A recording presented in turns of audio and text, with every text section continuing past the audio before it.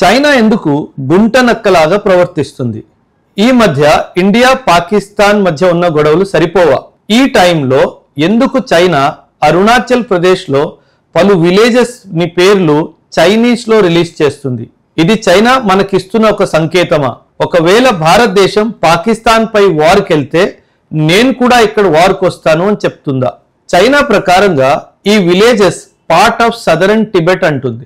మనకందరికీ తెలుసు టిబెట్ ని చైనా అక్రమంగా స్వాధీనం చేసుకుంది.